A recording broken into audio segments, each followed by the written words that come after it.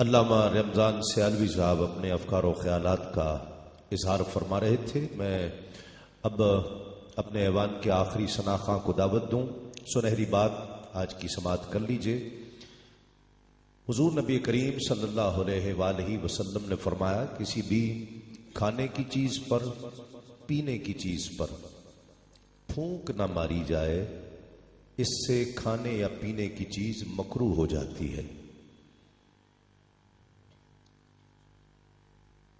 ہم چائے کو ٹھنڈا کرنے کے لیے پھونک مارتے ہیں، اس سے مکروہ ہو جاتی ہے. میڈیکل سائنس کہتی ہے کہ انسان جب سانس لیتا ہے تو سانس کے ذریعے آکسیجن اندر داخل ہوتی ہے، کاربن ڈائی آکسائڈ خارج ہوتی ہے. اگر وہ اندر رہے تو اور بات، باہر نکلے تو وہ اب کسی چیز میں ملے گی تو اسے نقصان دہ کر سکتی ہے. جیسے ہم تھوک نگلتے رہتے ہیں، نقصان نہیں پہنچاتا، لیکن کوئی یہ تصور کر سکتا ہے کہ تھوک کو باہر تھوک کر ہم اسے پھر چاٹ لیں، اس میں جراثیم شامل ہو جائیں گے.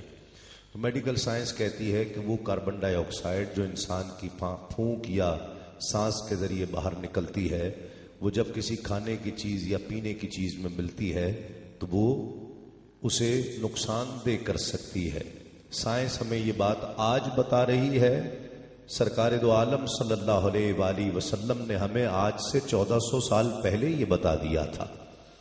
پھیلائے ہوئے گوشۂ دامان تجسس، پھیلائے ہوئے گوشۂ دامان تجسس، سائنس محمد کا پتہ پوچھ رہی ہے.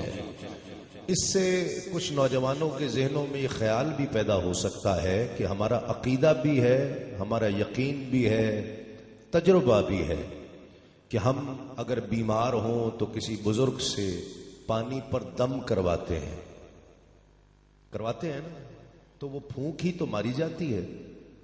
تو کوئی یہ سوال کر سکتا ہے، کسی کے ذہن میں یہ سوال پیدا ہو سکتا ہے کہ جب اس سے کراہت آ جاتی ہے تو پھر وہ پھونک کیوں ماری جاتی ہے؟ آپ کو پتا ہے اس پھونک میں، اس دم میں کیا ہوتا ہے؟ قرآن پڑھ کر پھونک ماری جاتی ہے.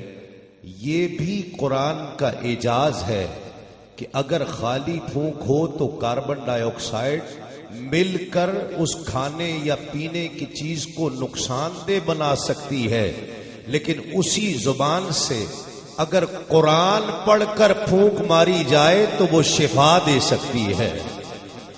یہ بھی قرآن کا اعجاز ہے. اور میڈیکل سائنس کہتی ہے کہ قرآن کے الفاظ کی تراکیب اور ترتیب اس انداز کی ہے. سائنٹسٹ نے اس پر ریسرچ کی ہے.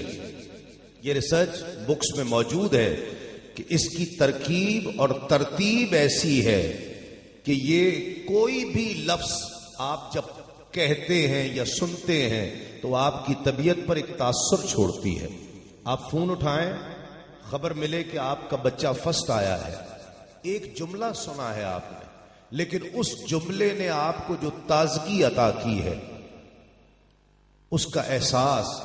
اور فون آیا، خدا نہ کرے خبر ملے کہ آپ کے فلاں عزیز کا انتقال ہو گیا یا ایکسیڈنٹ، ایک جملہ سنا ہے اور اس نے ایسی کیفیت چھوڑی ہے کہ آپ رونا شروع ہو گئے ہیں. تو گویا لفظ تاثیر رکھتے ہیں، لفظ تاثیر رکھتے ہیں. قرآن کے ایک ایک لفظ کی تاثیر ایسی ہے، اس کی ترکیب اور ترتیب ایسی ہے کہ پڑھنے والے اور سننے والے کو سکون بھی عطا کرتی ہے اور راحت بھی عطا کرتی ہے. تو یہ عقیدہ اور یقین جو ہم الحمدللہ اہل سنت رکھتے ہیں کہ جب کوئی بیمار ہو جائے تو شفا پانے کے لیے کسی بزرگ سے ہم قرآن پڑھ کر اور اس سے دم کروایا کرتے ہیں. یہ قرآن کا اعجاز ہے کہ وہ اس میں قرآن کے الفاظ اور تلاوت کا فیض شامل ہو کر اسے شفا کا ذریعہ بنا دیتا ہے. میں دعوت دے رہا ہوں عالمی شہرت یافتہ ثنا خان، ہم سب کے انتہائی محبوب، پوری دنیا میں نعت جن کی پہچان ہے، نعت جن کا حوالہ ہے، اور بے مثال عزتیں اس عہد میں اللہ رب العزت نے انہیں عطا کی ہیں. بے شمار نوجوان جنہیں فالو کرتے ہیں، لاکھوں کروڑوں دلوں کی دھڑکن، میں ان کے لیے کہا کرتا ہوں کہ جل رہا ہے محمد کی دہلیز پر، دل کو طاق حرم کی ضرورت نہیں، جل رہا ہے محمد کی دہلیز پر، دل کو طاق حرم کی ضرورت نہیں، میرے آقا کے مجھ پر ہیں اتنے کرم، اب کسی کے کرم کی ضرورت نہیں۔ عالمی شہرت یافتہ شناخواں ہم سب کے بہت محبوب الحاج محمد اویس رضا قادری سے ملتمس ہوں تشریف لائیں اور نذرانہ عقیدت پیش کرنے کی سعادت حاصل کریں۔